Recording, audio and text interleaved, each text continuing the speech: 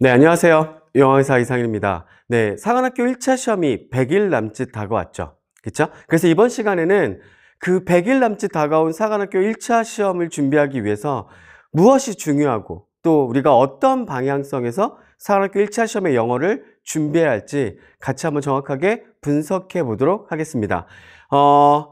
보다 더 정확한 문장 구조의 파악을 여러분과 함께 할 거고요. 그 다음에 논리적으로 지문의 구조, 이 부분들을 더 정확하게 분석해 나가도록 하겠습니다. 그리고 촌철살인의 핵심으로 여러분과 함께 하겠습니다. 그리고 가장 중요한 건 보다 더 재미있는 강의로 여러분의 사관학교 1차 시험과 수능 1등급을 이끌도록 하겠습니다. 저는 여러분의 영어 마스터 이상일입니다. 한번 살펴봅시다. 사관학교 1차 시험의 세부사항을 좀 한번 살펴볼게요. 그러니까 2024학년도 기준의 시험의 세부사항이겠죠. 2020년대 초반에 사관학교의 시험은 좀 큰 변화를 겪습니다. 70분 동안의 45문제 독해 문제에서 50분 동안의 30문제 독해 문제로 바뀌었죠. 그쵸? 그리고 나서는 그 문제의 어떤 세부 출제 유형에 대해서는 그렇게 큰 변화가 있지는 않았습니다. 작년 기준을 보면 어법과 어휘 문제가 각각 2문제씩이 출제가 되고 있어요. 이건 재작년과 마찬가지죠. 흐름 문제도 한 문제가 출제되고 있고 대입학 문제가 되게 중요하죠. 대입학 문제가 8문제가 출제가 됐습니다. 요지 2문제, 그 다음에 수능에서 21번, 이제는 뭐 신유형이라고 하기도 좀 애매한 함축의미 문제가 한 문제가 출제가 됐고, 그 다음에 제목 문제가 2문제, 주제 문제 1문제, 주장, 목적 각각 한 문제씩 출제가 됐죠. 그 다음에 일치 불일치 문제가 한 문제가 출제가 됐습니다. 그리고 빈칸 문제가 수능과는 달리 빈칸 문제가 5문제가 출제되고 있죠. 그렇죠? 그 다음에 수능과 똑같이 순서 삽입은 각각 2문제씩이 출제가 되고 요약 문제도 한 문제가 출제가 됐습니다. 그 다음에 작문 문제죠. 우리가 가장 좀 힘들게 접근해야 하는, 시간을 많이 줄여야지만 작문 문제를 접근할 수 있는 그 작문 문제가 2문제씩 각각 3세트로 출제가 된 것을 볼 수 있습니다. 그렇죠? 자, 이 부분을 가지고 한번 분석해 봅시다. 제가 계속해서 사관학교 1차 시험을 준비하기 위해선 기출 분석이 진짜 중요하다고 많이 강조를 하고 있어요. 현강에서도 마찬가지고 인강에서도 마찬가지입니다. 진짜 기출 분석을 얼마만큼 꼼꼼하고 정확하게 하느냐가 사관학교 1차 시험에 어떠한 그런 합격과 불합격을 가르는 기준이 된다라고 얘기할 수 있겠죠. 자, 한번 봅시다. 사관학교 영어가 이런 문제점들이 있어요. 그렇기 때문에 학생들이 사관학교 영어에 대한 접근을 좀 어려워하고 이거 어떻게 해야 되지? 라는 생각들을 좀 하게 되고 고민을 하게 되는 부분들이 있죠. 사관학교의 영어의 문제점을 좀 살펴보면 가장 큰 문제는 시간 압박이에요. 그러니까 50분 동안 30문제의 순 독해 문제를 풀어야 합니다. 이러면 어떤 사람들은, 어떤 학생들 또 어떤 선생님들은 이런 얘기를 해요. 아니, 수능은 리스닝 빼면 50분 동안 28문제 독해 문제 푸는 건데, 아니 뭐 50분 동안 30문제 독해 문제 푸는 건 겨우 2문제 차인데 뭐가 그렇게 사관학교 영어가 어렵다고 얘기하는 거야? 라는 궁금증을 가질 수 있죠. 그렇죠? 그리고 만약에 이렇게 주장한다면 이건 하나만 알고 둘은 모르는 거예요. 그러니까 이런 부분들이 있습니다. 우리가 수능 문제 풀 때 한번 생각해 보세요. 리스닝 문제 풀 때 그냥 리스닝만 풀어요? 아니잖아. 리스닝 문제 풀 때 최소 평균 한 7문제에서 많게 어떤 학생들이 10문제까지 건들더라고요. 그러니까 평균적으로 한 7문제, 8문제 정도를 건드립니다. 그러면 그 건드리는 걸 빼놓고는 수능은 50분 동안 총 20문제에서 21문제 정도의 독해 문제를 풀게 돼요. 근데 사관학교는 리스닝이 없죠. 50분 동안 진짜 순 독해 문제를 풀어야 됩니다. 그리고 수능과 또 다른 차이점이 뭐냐면 수능에서는 실용문 문제들 막 안내문, 그쵸? 도표. 그러니까 이거는 그냥 문제 뭐 점수 줄게 라고 하고 편하게 우리가 접근할 수 있는 문제들, 그런 문제들이 포진되어 있다고 한다면 사관학교 1차 시험에서는 그런 문제 싹 빠졌죠. 도표 문제도 없습니다. 그 다음에 안내문 문제 없어요. 그쵸? 그 대신 대입학 문제가 8문제가 포진되어 있습니다. 그러니까 그만큼 학생들에게 시간 압박을 느끼게 할 수밖에 없는 그런 문제점들이 좀 있죠. 그쵸? 그 다음에 두 번째예요. 수능보다 더 높은 배점을 가지고 있습니다. 네, 뭐 특히 어법과 어휘는 각각 2문제씩 7점이 배점이 되죠. 수능에서는 어법 문제 어때요? 한 문제 출제가 됩니다. 뭐 정말 평균적으로는 2점 정도가 배점이 되고, 정말 어떤 애는 어법 문제가 어렵게 나온다? 그러면 3점짜리가 하나 잡긴 하는데 평균적으로는 2점이 배점이 잡혀 있죠. 그쵸? 근데 상한학교 어때요? 7점이 배점이 잡혀 있습니다. 이 7점이라는 건 당락을 결정지을 수 있는 되게 중요한 배점이죠. 자, 그리고 봅시다. 빈칸은요, 상한학교 시험에서는 총 17점의 배점이 잡혀져 있어요. 그러니까 평균적으로 3점이고 높은 점수의 배점은 4점짜리 문제가 포진이 되죠. 그러니까 보통은 5문제 가운데서 3점짜리가 3문제고 4점짜리가 2문제가 출제가 돼요. 그렇죠? 그다음에 순서 삽입도 마찬가지예요. 수능에서는 순서 삽입 문제가 정말 하나 2점, 하나 3점. 그래서 순서 5점, 뭐 그다음에 뭐 삽입 문제 5점 이렇게 출제가 되는데, 상한학교에서는 평균 3점, 높으면 4점. 그렇죠? 그러니까 총 14점의 배점이 잡혀지게 돼요. 그러니까 상한학교 시험에서는 어느 하나 유형을, 중요한 유형을 버릴 수 있는 게 없어요. 수능에서는 이렇게 할 수 있죠. 아니, 내가 절대평가고 90점만 넘으면 되는데? 아니면 내가 2등급만 맞으면 되니까 80점만 넘으면 되는데? 이런 접근 방식이라면 그래, 내가 80점 넘으면 되는데 빈칸 버리자. 빈칸은 여유 있게 그냥 낭만적으로 찍어서 풀고 나머지 그 대신 잘할게. 아니면 나는 순서삽입이 어려우니까 순서삽입은 버리고 들어갈게. 그냥 찍어서 한 2문제 맞으면 땡큐, 한 문제 맞아도 땡큐, 뭐 이렇게 생각할 수 있는데, 상한학교에서는 어느 유형 하나 버릴 수 있는 유형이 없죠. 그쵸? 그러니까 그만큼 높은 배점을 잡고 있는 게 문제입니다. 자, 그럼 봐봐. 이런 문제점들을 해결하기 위해서 우리가 어떤 부분들이 필요할까요? 자, 봅시다. 첫 번째, 지문을 진짜 시간 압박이 되게 많죠? 시간 압박이 많죠? 네, 시간 압박이 되게 높아요. 그렇기 때문에 정말 지문을 빠르게 읽고 또 필자 의도를 정확하게 잡아내는 훈련을 하는 게 필요합니다. 그러니까 결국 독해력을 얼마만큼 향상시킬 수 있느냐가 관건이 되겠죠. 그럼 만학생들이 질문합니다. 선생님, 그럼 제가 독해력을 향상시키기 위해선 어떤 부분을 더 신경을 써야 합니까? 사실 독해력을 향상시킬 수 있는 방법은 딱 2가지예요. 첫 번째는 어휘예요. 진짜 자기가 어휘가 약하다고 생각하는 학생들이 있으면 진짜 지금 이 시험에선 어휘 정말 힘을 빡 줘가지고 정말 열심히 외워야 돼요. 그러니까 평균적으로 하루에 내가 단어 100개씩은 외우겠다. 몰라서 외워야 하는 단어로 100개씩은 외워야 되겠다라는 생각을 가지고 진짜 시간 내서 단어를 외우는 게 필요합니다. 단어를 외우지 않으면 절대로 독해력은 향상될 수가 없어요. 그리고 또 많은 학생들이 이런 생각을 한다? 지금 이 시점이 되면 내가 시험도 얼마 남지 않았는데 정말 단어 외울 시간에 독해 문제를 더 풀어야 될까? 아니에요. 만약에 본인이 영어가 약하고 독해력이 약하다고 생각하는 학생들일수록 문제 푸는 것보다 지금 시점에서는 단어 외우는 게 더 중요합니다. 아시겠죠? 그러니까 저를 믿지 마시고 어휘책을 믿으셔야 돼요. 무슨 말인지 알겠죠? 그렇죠? 그다음 2번째, 많은 학생들이 간과하는 부분이 있는데 독해력을 향상시키기 위해서 가장 중요한 부분 중에 하나는 뭐냐면 해석 연습이에요. 그러니까 많은 학생들이 지금쯤 되면 막 독해 문제 많이 풀어요. 내가 영어 열심히 해야 되니까 하루에 막 20문제 풀어야지, 30문제 풀어야지. 이런 학생들의 공통된 특징이 있는데 어떤 부분들이냐면 이런 부분들이야. 독해 문제 20문제 풀어, 30문제 풀어, 그리고 채점합니다. 그 다음에 맞은 문제는 뭐 맞았으니까 넘어가면 되지. 넘어가요. 그리고 틀린 문제는 해설찍기 보면서 이런 내용이구나, 내가 요걸 놓쳐갖고 틀렸네, 이러면서 체크하고 넘어가요. 그렇죠? 차라리 이럴 거라면, 만약에 본인의 등급이 수능에서 뭐 정말 고정 1등급, 내가 해석 안 되는 거 거의 없어, 내가 뭐 영어 실수해서 뭐 한두 개 틀리는 거지 라고 한다면 이렇게 푸셔도 돼요. 근데 만약에 본인의 등급이 2등급, 3등급, 4등급 막 내려간다 라고 한다면 지금 이 시점에서 여러분에게 가장 중요한 건 문제 많이 푼다? 이거 필요 없습니다. 사실 문제를 적게 풀더라도 더 꼼꼼하게 사전을 찾아가시면서 해석 연습을 하는 게 정말 중요해요. 아시겠죠? 그래서 그 2가지, 어휘랑 해석 연습을 통해서 독해력을 향상시키는 것이 가장 지금 시점에서의 관건이다 라는 부분들 꼭 염두에 두셔야 되죠. 그 다음에 핵심 독해 유형이 있습니다. 대입학 유형도 있고요. 빈칸 유형이 있고 순서 삽입 유형이 있어요. 그 다음에 수능에서는 조금 간과하기 쉬운 어법 유형이 있습니다.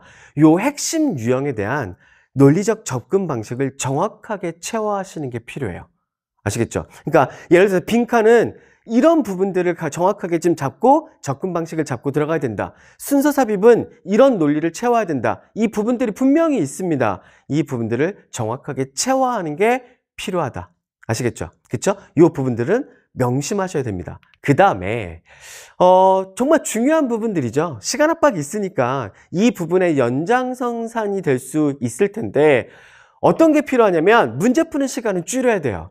문제 푸는 시간은 정말 줄이면서 그 대신 정확도는 낮추지 않는 훈련을 할 필요가 있습니다. 그렇기 때문에 사관학교 시험에 대한 유형별 기출 분석이 정말 중요한 거예요.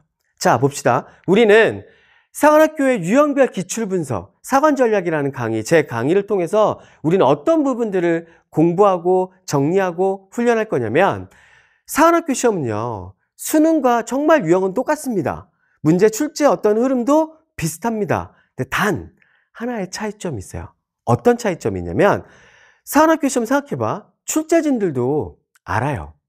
여러분이 시간 압박을 느낄 거라는 걸 알고 있습니다. 근데 그럼에도 불구하고 지금까지 한 번도 출제 유형에 있어서 뭐 대입학 문제를 줄인다든지 현실성 있게 빈칸 문제를 뭐 한 2문제만 낸다든지 이렇게 하지 않습니다. 그러니까 경찰대는요, 약간의 지금 유형의 조정을 들어가거든요. 학생들이 경찰대는 진짜 시간 압박이 더 크다는 거 알기 때문에 작년 같은 경우에는 경찰대 기준으로는 뭐 대입학 문제, 그다음에 빈칸 추론 문제 줄여요. 그다음에 순서 삽입 문제를 확 늘려버립니다. 그러니까 학생들에게 시간 압박이 있어서 조금의 어떤 그런 여유로운 부분들을 허락하는 부분들이 있죠. 근데 사관학교는 뚝심 있게 버텨요. 절대 출제 유형에 있어서 어떤 문항수에 있어서 양보가 없습니다. 왜 그럴까요? 제가 되게 곰곰이 고민을 해봤어요.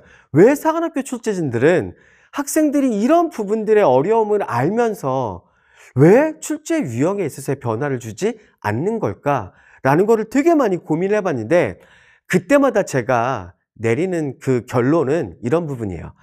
사관학교 시험은 이런 부분들을 강조할 것 같습니다.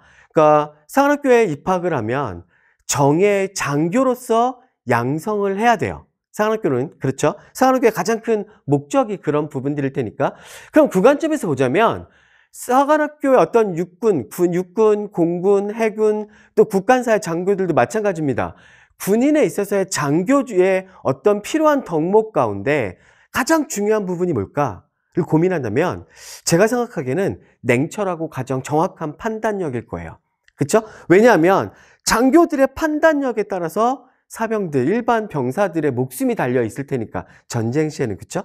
자, 그러기 위해선 이 학생들에게 가장 요구해야 될 게 뭘까?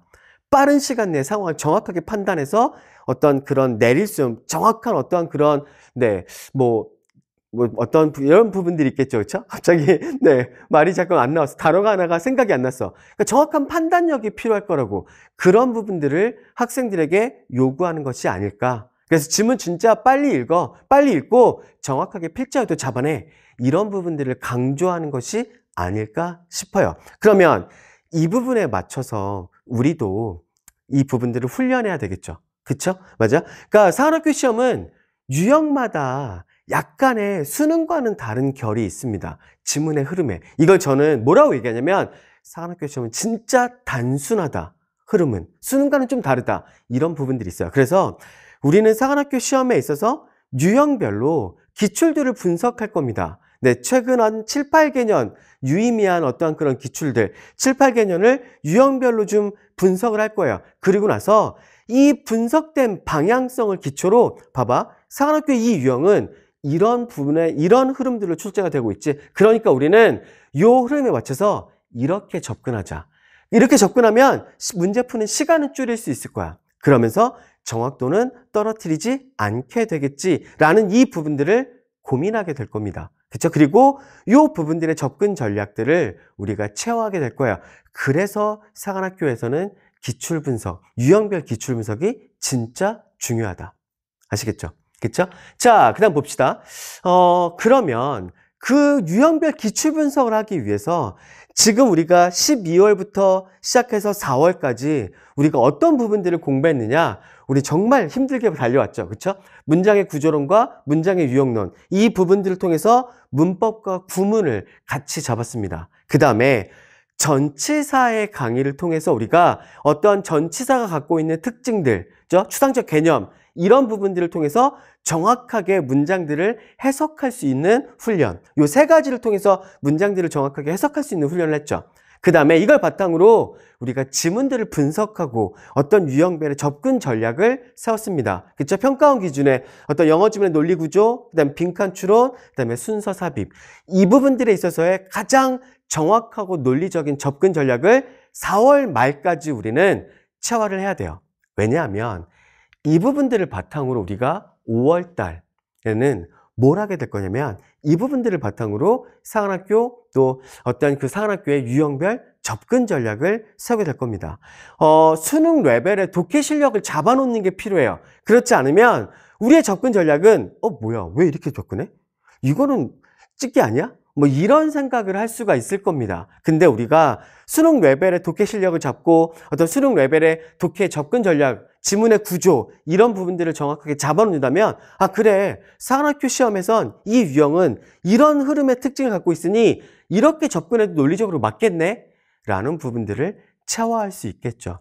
아시겠죠? 그렇죠? 그래서 이 부분들을 하게 될 거고, 그 다음에 유형별 어법 공략을 같이 진행하게 될 겁니다. 아시겠죠? 그렇죠? 그러니까 이 부분들이 진짜 중요하다는 건 다시 한번 강조합니다. 그래서 이렇게 유형별 접근 전략을 잡아놓고 그 다음에 6월달과 7월달은 이제 파이널이 들어가게 되겠죠. 사관학교 실전 기출 분석을 할 거예요. 최근 3개년 정도의 기출 문제들을 통해서 우리가 유형별로 이렇게 접근 전략들, 이런 부분들을 체화한 걸 가지고 확인할 겁니다. 우리가 정확하게 체화했는지, 그리고 이 실전 기출 분석을 통해서 우리가 이런 부분들도 같이 고민하게 될 거예요. 나는 이런 유형이 약하고 이 유형은 강한데, 또 어떤 학생들은 나는 이 유형이 강하고 이 유형이 약한데, 학생들마다의 강한 유형과 또 약한 유형이 있을 겁니다. 그러면 그 학생들마다의 접근 전략도 달라져야 될 거예요. 그렇죠? 어떤 문제를 먼저 풀게 될까? 또 어떤 문제를 가장 나중으로 미뤄야 될까? 이런 부분에 있어서의 실전적인 어떤 그런 고민들까지 같이 공유하고 그 다음에 같이 분석하고 전략들을 세우게 될 겁니다. 그리고 7월에 들어가게 되면 가장 사관학교 시험과 유사한 형태, 사실은 사관학교 문제들보다는 약간 조금은 더 어려워야 되겠죠. 그렇죠? 실전 모의고사 2회분을 가지고 우리가 사관학교의 마지막 그 1차 시험 대비를 정확하게 정리하게 될 겁니다. 아시겠죠? 자, 그러면 사관학교 시험이 끝나면 어떻게 되죠? 수능이 남아 있겠죠. 그쵸? 우리는 수능까지 함께 가게 될 겁니다. 사관학교 1차 시험까지 우리가 영어를 공부했다면 우리는 대부분은 어느 정도 진짜 수능에 대한 접근 방식, 어떤 논리적 어떤 그런 방향성, 이런 부분들을 다 체화했을 거고, 수능에서도 뭐 모의고사를 봐도, 평가원 모의고사를 봐도 한 1등급, 2등급, 정말 안 나오면 3등급까지 나오게 될 거예요. 우린 이 부분을 시점으로 수능 1등급을 위해서 달려가게 될 겁니다. 2025 평가원을 넘어서다, 이 강의를 통해서 평가원에 우리가 방향성을 접근해야 될 부분들, 방향성을 잡아야 될 부분들의 심화 문제들을 통해서 그 방향성을 다시 한번 정리하게 될 거고, 평가원의 대표적인 방향성을 보여주는 그 문제들도 다시 한번 점검하게 될 겁니다. 그리고 수능에 임박하게 되면 제가 지금도 열심히 만들고 있는 어떤 수능의 마지막 최종 파이널 그 모의고사를 통해서 우리는 수능을 정확하고 꼼꼼하게 대비를 하게 될 겁니다. 되게 좀 살펴봤죠, 그렇죠? 되게 지금까지 보니까 해야 할 것도 정말 많고 앞으로도 또 해야 할 부분들, 그러니까 지금까지 정말 많은 것들을 해왔고 앞으로 수능까지 또 사관학교 1차 시험까지 우리가 해나가야 될 부분들이 정말 많습니다. 저도 지치지 않고 여러분도 지치지 않는다면 또 우리가 정말 끈질기게 달라붙어서 영어 공부를 하고 또 방향성을 잡고, 그렇죠? 포기하지 않는다면 우리는 사관학교 1차 시험과 수능에서 우리가 원하는 점수를 얻게 되리라 믿어 의심치 않습니다. 상한학교에 지원하는 진성 지원자 여러분들에게 마지막 그 순간까지 파이팅 하자고 여러분들에게 파이팅을 보내드리면서 이상으로 1차 시험의 접근 방향성에 대한 설명을 마치도록 하겠습니다. 감사합니다.